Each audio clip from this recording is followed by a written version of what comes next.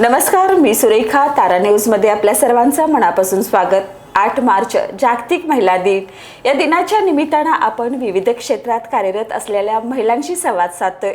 आज आपल्यासोबत असंच एक व्यक्तिमत्व आहे ज्यांनी समाजकारणात, राजकारणात आणि नेतृत्वात आपली एक वेगळी छाप पाडलेली आहे. आज आपल्यासोबत आहेत तेजस्विनी रविकिरण इंगोले.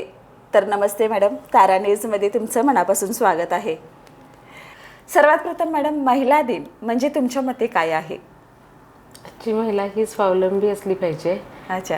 आणि आजची महिला ही पुरुषांच्या मानाने एक पाऊल पुढेच आहे असं मला वाटते.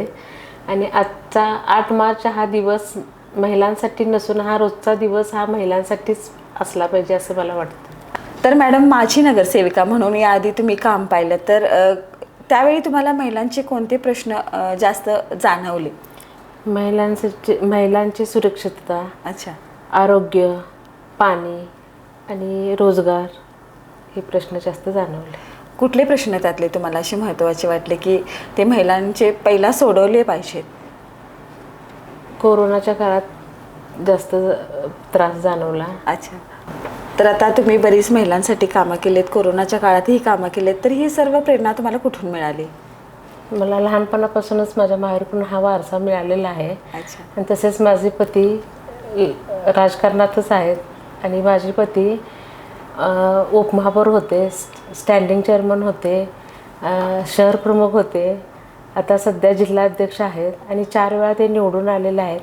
त्यांनी 20 वर्ष झालेली समाजसेवाच करतात. आणि माझे सासरे कैलासवासी विष्णुपंत इंगोले हे म्हणजे आयुष्यभर त्यांनी जनसेवा, समाजसेवाच केलेली आहे. त्यांच्याकडून मला ही प्रेरणा मिळालेली आहे. म्हणजे एकंदरीत त्याचा राजकीय वारसा तुम्हाला मिळाला असं म्हटलं तरी काही हरकत नाही. हो. कुटुंब आणि समाजकार्य याचा समतोल तुम्ही कसा राखताय मॅडम? आवड असेल की नियोजन हे होतंच. अच्छा. कुटुंबाची पण मला साथ आहे, पतीची साथ आहे, त्याच्यामुळे ह्या सगळ्या गोष्टी होतात. ओके. तर आपले पती आता रविकिरण इंगोले ह्यांना सगळेजणच ओळखतात, तर त्यांच्या कामात तुम्ही त्यांना साथ कशी देता? त्यांचाही मला पाठिंबा असतो, तेही मला साथ देतात. आणि दोघांची एकमेकांना साथ असते. कुठलीही म्हणजे चर्चा करून आम्ही निर्णय घेतो. अच्छा. कुठले कधी प्रश्न एकमेकांना विचारतो, सल्ले घेतो एकमेकांचे. आता बघताय की आपण नुकतीच महापालिकेची इलेक्शन झाली, त्यात 50% महिलांना आरक्षण मिळालं. तर महिलांनी राजकारणात यावं असं तुम्हाला वाटतंय काय? हो. ओके. का बरं? आत्ता सध्याची गरज आहे. ओके. आजच्या महिलांसमोर सर्वात मोठं आव्हान कोणतं आहे? महिलांची सुरक्षितता. अच्छा.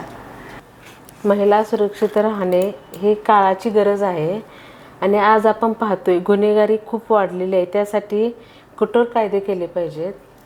आणि महिलांनी स्वतःचं रक्षण स्वतः केलं पाहिजे. आणि स्वतः महिलांनी सक्षम राहिलं पाहिजे. ओके. 8 मार्च जागतिक महिला दिन हा दिवस सगळीकडे उत्साह साजरा केला जातो. या दिनानिमित्त तुम्ही कोल्हापुरातील महिलांना काय संदेश द्याल? महिलांनी स्वतःच्या पायावर उभं राहिलं पाहिजे. महिलांनी स्वतःच्या तब्येतीकडे लक्ष दिलं पाहिजे. आणि महिलांनी लहान मुलांवर, आपल्या मुलांवर चांगले संस्कार केले पाहिजे, एवढंच मला वाटतं. आज आपण तेजस्विनी रविकिरण इंगोले यांच्याशी संवाद साधला. त्यांनी आपलं कुटुंब आणि समाजकार्य याचा समतोल राखत महिलांसाठी खूप छान काम केलंय. आणि त्यांनी महिला दिनानिमित्त महिलांनाही खूप छान संदेश दिलाय.